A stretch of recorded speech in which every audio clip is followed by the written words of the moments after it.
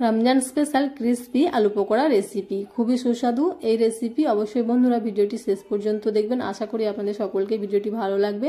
ভিডিওটি ভালো লাগলে আমার চ্যানেলটিকে সাবস্ক্রাইব করে পাশে থাকবেন। আপনারা দেখছেন সুস্বাদু রান্নাঘর। সুস্বাদু রান্নাঘরে আপনাদের সকলকে স্বাগত জানাই। এখানে আমি নিয়ে নিয়েছি 2 পিস আলু।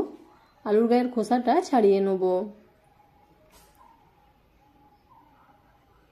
আমি খুব ভালো করে আলুর গায়ের খোসাটা ছাড়িয়ে নিয়েছি।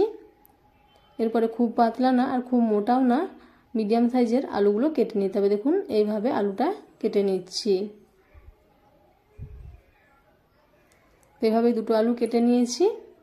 এরপরে জল দিয়ে খুব ভালো করে আলুটা ধুয়ে নেব। দুবার জল পাল্টিয়ে খুব ভালো করে আলুটা ধুয়ে নিয়ে আলুটা শুকনো করে নিতে হবে। একটা কাগজ বিছিয়ে দিয়েছি, তার উপরে আলুগুলো মিলিয়ে দিচ্ছি। এতে করে আলুতে যে জলটা আছে সেটা টেনে যাবে। এরপর এখানে একটা ব্যাটার তৈরি করে নেব। একটা পাত্রে নিয়ে নিচ্ছি 5 চামচ বেসন, দিয়ে দেবো 1 চামচ আতপ চালের গুঁড়ি, আর দিয়ে দিচ্ছি 1 চামচ কর্নফ্লাওয়ার।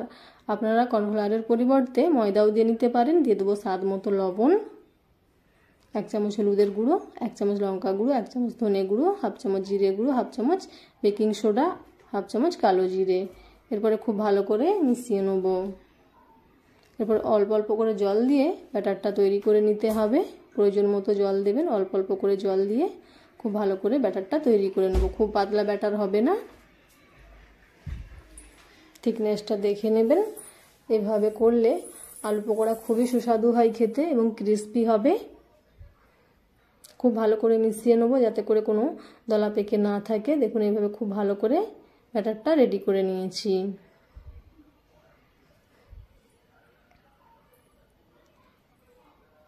যেমন আমি চামচের গায়ে দেখাচ্ছি, দেখতে পাচ্ছেন এইভাবে ব্যাটারটা তৈরি করে চেক করে নেবেন। এরপরে গ্যাসের চুলায় কড়াই বসিয়ে দিয়েছি, দিয়ে দিচ্ছি রিফাইন তেল।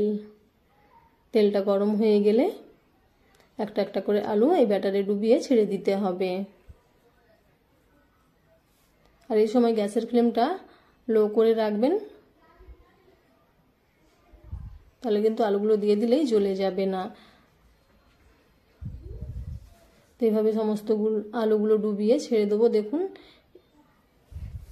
একটু সাইড থেকে ছেড়েও যায়নি এবং কত সুন্দরভাবেই আলুগুলো কোটিং হয়ে গেছে। এইভাবে উল্টে পাল্টে খুবই ভালোভাবে আলুগুলো ভেজে নেব।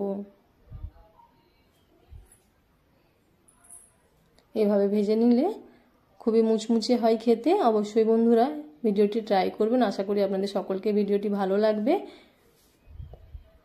আমার রেসিপি ভালো লাগলে চ্যানেলটিকে সাবস্ক্রাইব করে পাশে থাকবেন, লাইক করবেন, কমেন্ট করে আপনাদের মতামত জানাবেন। দেখা হবে নেক্সট ভিডিওতে। ততক্ষণ সবাই সুস্থ থাকবেন, ভালো থাকবেন। Thank you for watching. Tata.